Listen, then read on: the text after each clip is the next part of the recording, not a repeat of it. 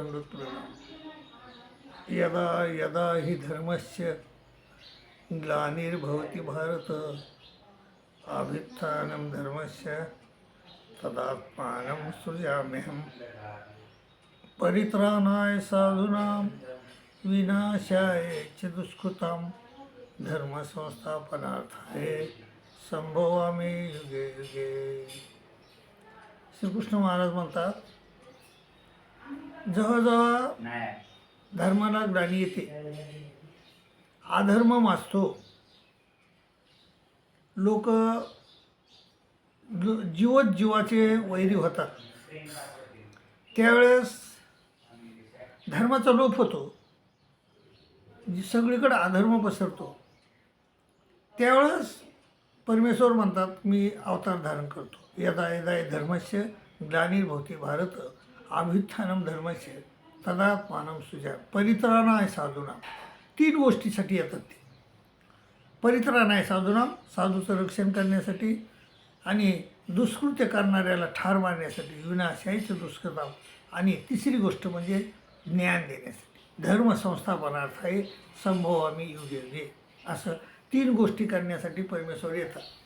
तसं श्रीकृष्ण महाराज म्हणले की माझी जी शक्ती आहे, माया, दैवी हेशा गुणमयी मम माया दुरत्यया. दैवी आहे ती, आणि ती त्रिगुणात्मक आहे. ती जर ती ज्ञान देऊ शकत नाही, सगुण ज्ञान, निर्गुण ज्ञान देऊ शकत नाही, आणि त्यामुळंच परमेश्वराला इथे यावं लागते. ती निर्गुण ज्ञान देण्यासाठी परमेश्वराला इथे यावं लागतं, आणि त्यामुळं परमेश्वर येतात. नाही तर वास्तविक परमेश्वराला सृष्टीमध्ये येण्याचं काही कारण नाही, काही गरज नाही. परंतु माया जी आहे ती विनाश करू शकते, परंतु धर्माचं ज्ञान देऊ शकत नाही. त्यामुळंच परमेश्वर अवतार धारण करतात. पण नुसते परमेश्वरच येतात असं नाही, देवता देखील लोकांच्या हितासाठी, जीवांच्या हितासाठी येतात. जसे राम आले, आणि रामानं म्हणजे रावणाचा ठार केला. रावणानं जिकडं तिकडं अधर्म माजला होता, अधर्म माजणाऱ्या राक्षसांना, अधर्म माजणाऱ्या रावणाला त्यांनी ठार मारलं. त्या राम बी आहे, त्यांनी सदाचरण आपल्याला दाखवून दिलं. सदाचार काय आहे, कसं वागायचं, याचे धडे त्यांनी आपल्याला दाखवून दिले.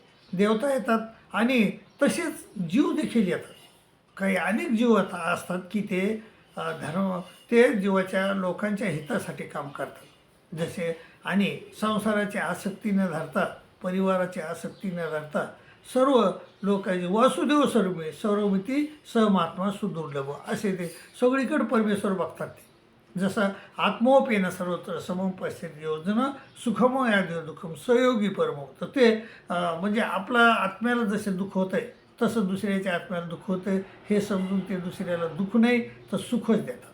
तर त्रेता कृतियुग तर असं होतं की तिथं कोणचा अधर्म नव्हता माजलेला. पण त्रेतायुगापासून म्हणजे इंद्रियजन्य प्रजा निर्माण झाली, आणि इंद्रियजन्य प्रजा निर्माण झाली, तिथून मग ह्या सगळ्या व्यवस्था तयार झाल्या, राज्यव्यवस्था तयार झाली, आणि तिथून मग हेवेदाय सुरू झाले, तिथून एकमेकाला मारणं सुरू झालं, तिथून असुर झाले, तिथूनच सुरबी झाली, आणि तिथं मग रामाचा जन्म झाला.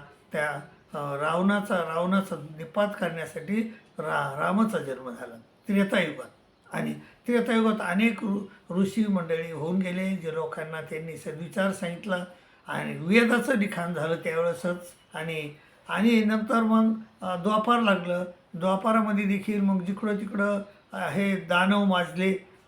किती दानव होते तिकडं. ते असुर युग जसं म्हणता येईल, त्या द्वापार युगाला असुर युग म्हणलं तरी काही हरकत राहणार नाही.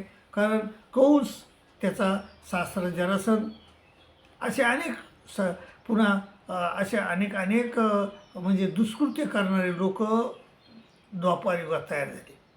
द्वापार युगात तयार झाल्यामुळं, आणि श्रीकृष्ण महाराज वसुदेव देवकीसारख्या गरीब माणसाला देखील त्यांनी म्हणजे बंदीगृहात टाकलं, आणि स्वतःच्या कंसानं तर स्वतःच्या वडिलाला राजावरून हाकलून दिलं, आणि स्वतः राजा झाला. तर असे म्हणजे अनिती माजली, आणि अनिती माजली. धर्म नाही राहिला, जिकडं तिकडं ज्ञान नाही राहिलं, आणि अशा युगामध्ये श्रीकृष्ण महाराज आले आणि त्यांनी जे म्हणलं होतं की परित्राणाय साधूना, तर त्या साधूचं रक्षण केलं. विनाशायचे दुष्कर्म करणाऱ्याचा निपात केला त्यांनी. अहो पहिल्या जरासंधानं श्रीकृष्ण महाराजावर 17 स्वाऱ्या केल्या. तर 17 स्वाऱ्यामध्ये पहिल्या स्वारीमध्येच त्याला बळीरामदादानं धरलं होतं आणि मारू लागले, ठार मारू लागले. परंतु श्रीकृष्ण महाराज म्हणजे सोडून दे, आपण काय प्रत्येक मूर्खाच्या घरी जाऊ शकत नाही. आणि हा मूर्ख आहे, याला जेवढ्या वेळेस सोडून देशील त्यावेळेस ते सगळे मूर्ख जमा करीन आपल्याकडे येईल आणि मग आपण त्या मूर्खाला ठार मारू. अशी श्रीकृष्ण महाराजाची नीती होती. मग त्यांनी सोडून दिलं खरंच. तो 17 वेळेस त्यांनी असे सगळे आसुर लोक धरून आणले आणि श्रीकृष्ण महाराजांसंग युद्ध केलं. 17 वेळेस देखील तर श्रीकृष्ण महाराजांनी त्याला हरवलं, पण तो काय हरायला तयार नव्हता. मग शेवटी श्रीकृष्ण महाराज, अर्जुन आणि भीम असे तिघंजणं मगधला गेले. त्या जरासंधाच्या राज्यात गेले आणि त्याला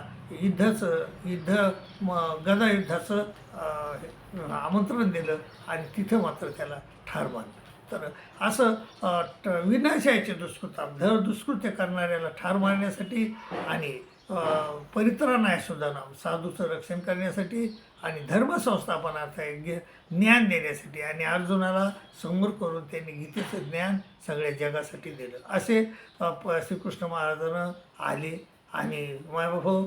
आणि तिथून मग आता कलियुग लागलं. कलियुगात मात्र कलियुगामध्ये सगळं जग विषारी होऊन बसले. प्रत्येक गोष्ट तुमच्या हातात येते. तुम्हाला खायला बी ज्या वस्तू भेटतात त्या सगळ्या विषारी आहेत सगळ्या. आणि साधारण जनतेला माहीत बी नाही आपण काय खालोत काय प्यालोत, सगळं विषारी. आज तुम्ही विहिरीतलं पाणी नाही पिऊ शकत कारण त्यात विषारी येते पाणी. समुद्रातलं तर अगोदरच पिऊ शकत नव्हतो, पण नद्याचं पाणी आपण अगोदर पिऊ शकत होतो, पण नद्याचं पाणी आपल्याला आता पिता येत नाही. गंगा शुद्ध म्हणतात, ती गंगा पवित्र आहे असं म्हणतात लोक. गंगेत स्नान केलं की पवित्र होतं आहे, पण आज गंगेत जर तुम्ही स्नान केलं तर अनेक रोग तुम्हाला होऊ शकतात. म्हणजे गंगा ही अपवित्र करून टाकली लोकांनी. कलियुगातल्या लोकांनी गंगा अपवित्र विषारी करून टाकली. अन्नधान्य विषारी करून टाकलं. जे शेतात पिकत आहे ते सगळं विषारी करून टाकलं. आणि ते विषारी तर केलंच केलं, परंतु पुन्हा म्हणजे नकली अन्न, नकली खाद्यपदार्थ लोकांपर्यंत पोहोचण्याचा धंदा आणि त्याच्यातून मग पैसे कमवणं आणि सांसारिक सुख घेण्याचं षडयंत्र आज ह्या लोकांना राबविलं आहे. आज जगामध्ये तेच चाललं आहे. आणि जगामध्ये आणि हे जे राजकारभारी लोक आहेत हे केवळ धृतराष्ट्र आहे. हे सगळं देव बघून देखील आंधळे झालेली आणि ते पैशाच्या मागं लागले, सत्तेच्या मागं लागले. परंतु अशामध्ये एखादा अवतार येतो मायबाप मुंडे साहेबासारखा, तर तुकारामजी मुंडेसारखा माणूस येतो आणि तो आपल्याला नसलेल्या माहिती गोष्टी ते आपल्याला दाखवून देतात. आणि हे जग सगळं विषारी आहे हे दाखवून देतात. हे राजकारण्याला माहीत नाही का? माहीत आहे, परंतु ते मूग गळून गुपचीप बसतात, गुपचीप. पण मुंडे स्वतःच्या जीवाची पर्वा न करता 250 कोटी रुपयाची सुपारी त्याला ठार मारण्यासाठी दिली. पण तरीही मुंडेसाहेब घाबरत नाहीत, भेट नाहीत, अशा लोकांना भीक घालत नाहीत. आणि त्या परित्राणाय साधूनाम, साधूचं रक्षण करण्यासाठीच आले. ते लोकांचं रक्षण करण्यासाठीच त्यांचा जन्म आहे.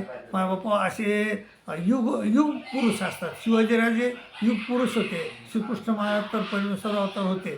पण असे अनेक लोक युग पुरुष होऊन गेले. बाजीप्रभू देशपांडे देखील युग पुरुषच होते. असे अनेक लोक, संत तुकाराम महाराज, संत ज्ञानेश्वर महाराज, संत असे युग पुरुष होते. युगात येऊन त्यांनी सत्कर्म केले, लोकांचं भलं करण्याचा प्रयत्न केला बाबा. आणि अशाच लाईनीमध्ये आमचे तुकाराम मुंडे साहेब आहेत. ते काही कमी नाहीत ह्या युगामध्ये, ते युगच पुरुष आहेत. त्यांनी खरंच इथं येऊन लोकांना हे विषारी अन्नाचा जो घास आहे, विषारी जे आपल्या पोटात जातं आहे, तर ते विष दूर करण्याचा, विष आपल्याला समजून देण्याचा त्यांनी आपल्याला प्रयास चाललेला आहे. मायबाबा त्यांचं हे कर्म आहे ते अत्यंत म्हणजे जीवावर बेतणारं काम आहे. त्यांनी जे काम हाती धरले ते अतिशय जीवावर बेतणारं काम आहे. परंतु त्या कामाला आपण सगळ्या जनतेनं साथ दिली पाहिजे. परंतु जनता बी देखील तशीच आहे. तर जनतेनं त्यांना साथ दिली पाहिजे. त्यांना किमान असे अनेक मुंडे साहेबासारखे अनेक अधिकारी तयार झाले पाहिजे. आपण जर मुंडे साहेबाला साथ दिली तर दुसरे देखील लोक मग त्या मुंडे साहेबाच्या पायावर पाय देऊन चालतील आणि त्यांना असा ठाम निश्चय वाटेल, त्यांना विश्वास येईल की जनता आपल्या पाठीमागे राहते. जसे मुंडे साहेबाच्या जनता पाठीमागे आहे तसे आपल्या जनता पाठीमागे राहील. आपलं काहीही वाईट होणार नाही असं त्यांना ठाम निश्चय येईल. आणि ते पण चांगले, सगळे लोक चांगलेच असतात. परंतु काही दुष्ट लोकांच्या आपल्या परिवाराचं हित पाहून ते लोक काही आपल्या जीवनामध्ये आपल्या आचरणामध्ये परिवर्तन करतात. परंतु मुंडे साहेबासारखे लोक परिवर्तन करत नाहीत. ते खरंच खरं आणि खोट्याचं खोटंच करणारे आहेत. आणि हे खरे पुरुष आहेत आणि खरे कणखर आहेत. मायबाप श्रीकृष्ण महाराजाला नारायण म्हणत आणि अर्जुनाला नर म्हणत, तर तसे नर खरंच असं तुकारामजी मुंडे साहेब हे नर आहेत. मायबाप त्यांनी आपल्याला खरंच आपलं अन्न म्हणजे अमृत करण्याचा प्रयत्न केला. आपलं जे अन्न होतं सगळं विषारी होतं, पण त्या अमृत करण्याचा प्रयत्न त्यांचा चाललेला आहे. मायबाप त्या प्रयत्नाला तुम्ही सगळ्यांनी साथ दिली पाहिजे. मी पण तुमच्याबरोबर आहेच. सगळ्यांनी त्यांना साथ दिली पाहिजे असंच माझं मत आहे. आणि मायबाप अशा युग पुरुष माणसाला आपण सलाम करू आणि इथंच थांबू. दंडोत प्रणाम, दंडोत प्रणाम, दंडोत.